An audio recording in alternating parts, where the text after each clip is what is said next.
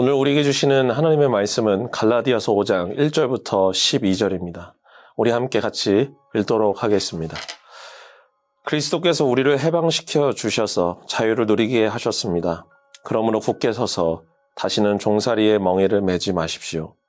나 바울이 여러분에게 말합니다. 여러분이 할례를 받으면 그리스도는 여러분에게 아무런 유익이 없습니다. 내가 할례를 받는 모든 사람에게 다시 증언합니다. 그런 사람이 율법 전체를 이행해야 할 의무를 지닙니다. 율법으로 의롭게 되려고 하는 사람은 그리스도에게서 끊어지고 은혜에서 떨어져 나간 사람입니다. 그러나 우리는 성령을 힘입어서 믿음으로 의롭다고 하심을 받을 소망을 간절히 기다리고 있습니다. 그리스도 예수 안에서는 할례를 받거나 안 받는 것이 문제가 되는 것이 아닙니다. 가장 중요한 것은 믿음이 사랑을 통하여 일하는 것입니다. 여러분은 지금까지 잘 달려왔습니다. 그런데 누가 여러분을 가로막아서 진리를 따르지 못하게 하였습니까? 그런 깸은 여러분을 부르신 분에게서 나온 것이 아닙니다. 적은 누룩이 반죽 전체를 부풀게 합니다. 나는 여러분이 다른 생각을 조금도 품지 않으리라는 것을 주님 안에서 확신합니다. 그러나 여러분을 교란시키는 사람은 누구든지 심판을 받을 것입니다.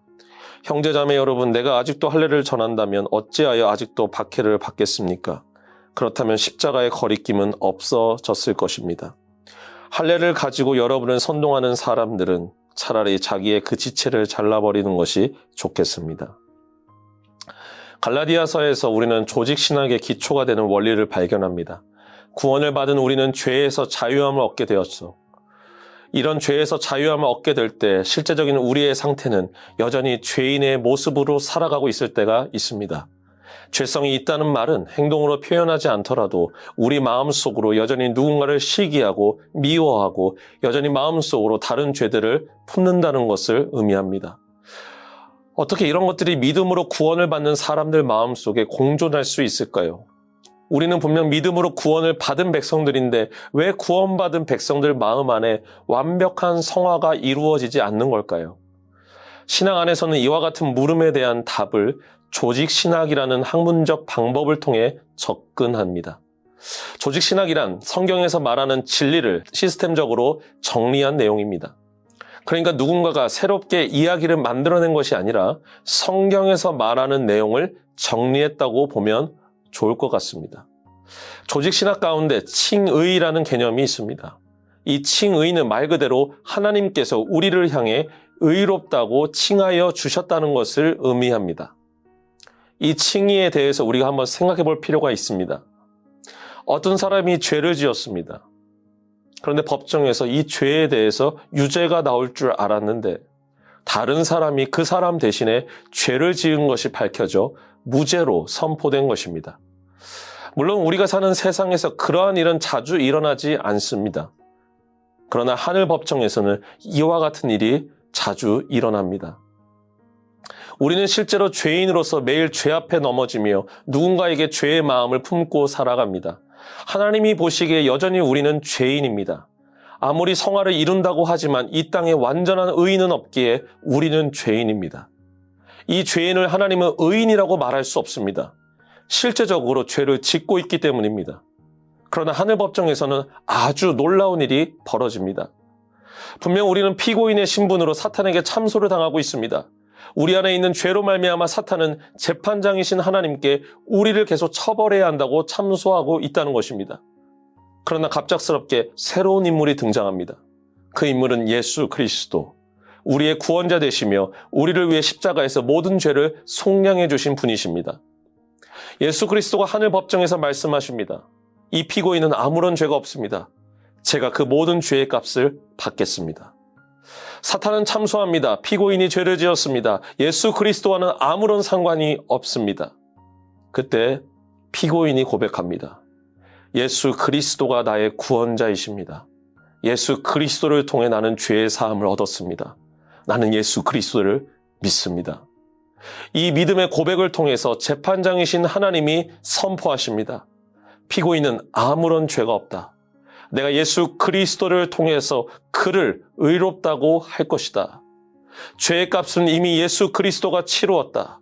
그러니 더 이상 이 피고인이 치를 죄값은 없다. 이제 이 사람은 유죄가 아니라 무죄로 선포한다. 이처럼 칭의라는 개념은 내 모습을 근거로 하나님이 의롭다 하신다는 것이 아니라 우리는 여전히 죄인의 습성과 성화되지 않은 부족함이 있지만 예수 그리스도를 믿는 믿음으로 말미암아 의롭게 되었다는 것을 의미합니다. 이것을 사도 바울은 갈라디아서 말씀을 통해 이와 같이 선포합니다. 그리스도께서 우리를 해방시켜 주셔서 자유를 누리게 하셨습니다. 그러므로 굳게 서서 다시는 종살이의 멍에를 매지 마십시오. 나 바울이 여러분에게 말합니다. 여러분이 할례를 받으면 그리스도는 여러분에게 아무런 유익이 없습니다. 종살이의 멍에라는 것은 그 당시 믿음으로 구원을 받는다는 것을 부정했던 율법주의자들, 유대교에서 그리스도교로 개종한 사람들의 생각을 말합니다. 그들은 유대교에서 그리스도를 믿음으로써 구원을 받았지만 여전히 구약의 율법대로 율법을 준수해야 구원을 받는다는 그런 생각에 사로잡혀 있었습니다. 그래서 실제로 그들은 초기 기독교 공동체 가운데 율법의 행함을 강조하고 그래서 율법 안에서 이루어지는 구원의 요소인 할례를 가장 중요시 여겼습니다. 사도 바울은 이러한 그들의 잘못된 가치관과 구원관에 대해서 아주 강력하게 잘못되었다라고 말하고 있는 것입니다. 만약 예수 그리스도를 믿는 믿음으로 구원을 받은 우리들이 할례를 받으면 그리스도 자체의 의미가 없는 것이다. 그는 예수 그리스도와 율법의 할례를 비교하면서 이렇게 이야기합니다. 우리 5절과 6절을 이어서 읽도록 하겠습니다. 그러나 우리는 성령을 힘입어서 믿음으로 의롭다고 하심을 받을 소망을 간절히 기다리고 있습니다. 그리스도 예수 안에서는 할례를 받거나 안 받는 것이 문제가 되는 것이 아닙니다. 가장 중요한 것은 믿음이 사랑을 통하여 일하는 것입니다. 예수님을 믿는 믿음으로 구원을 받았다면 더 이상 할례를 받는 것, 받지 않는 것은 큰 의미가 없다. 오직 믿음으로 구원을 받는다. 이 이신칭의의 놀라운 고백이 바로 여기서 한 번 더 언급이 됩니다. 이신칭의라는 말은 예수 그리스도를 믿음으로 말미암아 우리가 의롭다 하심을 받는 것을 의미합니다. 믿음을 통해 우리가 구원을 받는데 이 믿음은 하나님께서 우리를 사랑해 주신 이 사랑에 기초한다. 사랑하는 미라의 성도 여러분, 우리는 이 믿음으로 구원을 받았습니다. 사실 이 믿음 자체도 어찌 보면 우리가 노력한 것이 아닌 하나님께서 주시는 선물로서 우리에게 주어졌다는 것을 깨달아야 합니다. 구원의 모든 사역은 우리의 노력, 우리의 열심과는 전혀 상관없는 하나님의 은혜로 이루어졌다는 것을 우리는 믿습니다. 누가 무엇이라고 이야기해도 이 사실은 변함없습니다. 만약 우리 안에 있는 믿음의 근거가 구원을 얻도록 작용했다면 구원을 받는 요소가 은혜가 아닌 우리의 노력이 될 것입니다. 그러나 여러분 다시 한번 우리의 모습을 생각해 봐도 나는 여전히 죄인의 모습을 갖고 있습니다. 내 안에 도사리고 있는 이 마음의 죄, 본질의 죄, 사도 바울이 로마서 7장에 고백했던 오호라 나는 공고한 사람이로다. 이 사망의 몸에서 누가 나를 건져내랴. 이 절망밖에는 없는 우리의 모습 가운데 하나님께서 예수 그리스도를 통해서 구원을 이루셨습니다. 그러니 여러분, 우리의 모습 속에 율법적인 행위가, 노력이 들어올 수 있습니까? 없습니다. 과거 유대교에서 말했던 율법의 행위가 조금도 구원에 기여할 수 없는 것처럼 오늘날 교회 생활하는 우리들에게 이와 같은 율법의 행위는 여전히 우리의 구원에 영향을 줄 수 없습니다. 오히려 우리가 의롭다 하심을 받았기 때문에 이렇게 살면 안 되지, 이렇게 생각하면 안 되지, 우리 스스로를 돌아보며 우리의 생활을 점검하며 살아가는 것입니다. 순서가 다릅니다. 우리는 값없이 구원을 받았기 때문에 그 은혜에 힘입어 매일매일 성화의 모습으로 나아가는 것, 그 성화의 모습으로 구원을 받는 조건이 될 수 없음을 반드시 기억하시기 바랍니다. 그래서 사도 바울은 마지막으로 우리에게 이와 같이 이야기합니다. 형제자매 여러분, 내가 아직도 할례를 전한다면 어찌하여 아직도 박해를 받겠습니까? 그렇다면 십자가의 거리낌은 없어졌을 것입니다. 십자가의 거리낌이라는 이 거리끼다라는 단어는 스칸달론이라는 뜻으로 넘어지게 하는 것, 실족하게 하는 일들이라는 뜻이 있습니다.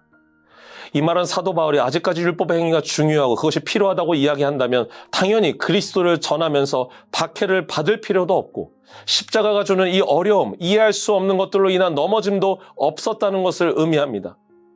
우리는 십자가에서 도저히 이성으로는 받아들일 수 없는 사랑을 경험합니다. 이것이 유대인으로서 살아왔던 자들, 현대 신앙생활을 하면서 행위로서의 구원을 강조하는 자들이 이해할 수 없는 사랑입니다. 십자가의 거리낌, 우리는 십자가의 구원을 이성으로 받는 것이 아니라 믿음으로 받습니다. 십자가에서 예수 그리스도가 나를 위해 죽으셨습니다. 이것은 나를 이해시키기 위한 방법이 아니라 하나님이 우리를 사랑하신 결과임을 믿습니다. 우리는 이 믿음으로 구원을 얻었습니다. 사랑하는 우리 미랄의 성도 여러분, 이 은혜에 힘입어 오늘도 우리는 주님 앞에 겸손하게 나아갑니다. 우리가 이 은혜를 잃어버리면 우리는 행위의 구원을 외치며 살아가게 됩니다. 부디 하나님이 주셨던 구원의 감격과 은혜를 기억하여 감사와 기쁨으로 믿음의 종으로서, 믿음의 백성으로서 성화의 길에 들어가 힘들지만 믿음으로 걸어갈 수 있기를 주님의 이름으로 축원합니다. 우리 함께 기도하도록 하겠습니다. 사랑의 하나님 아버지, 참 감사합니다. 오늘 갈라디아서 말씀을 통해서 다시 한번 우리에게 사랑을 베풀어 주신 그 은혜를 떠올립니다. 예수 그리스도를 통해서 우리는 구원을 얻었습니다. 다시 한번 생각해봐도, 이성적으로 생각해봐도 우리는 도무지 이 사랑을 이해할 수 없습니다. 이 놀라운 사랑, 이 어처구니 없는 사랑을 통해 우리는 주님 앞에 의인된 자의 모습으로 나아갑니다. 이곳에 우리의 공로는 없습니다. 오직 주님의 사랑이 있습니다. 예수 그리스도의 은혜가 있습니다. 주님, 우리가 이 땅을 살아가면서 매일매일 성화의 모습으로 우리가 싸우며 걸어가지만 우리의 노력이 아닌 주님께서 행하신 이 구원의 감격을 기억하며 우리가 하루하루 살아갈 수 있도록 주님, 우리의 성도들에게 이 은혜를 베풀어 주시옵소서. 주님께서 함께 하시고 붙잡아 주시리라 믿사오며 사랑이 많으신 예수 그리스도의 이름으로 기도합니다. 아멘.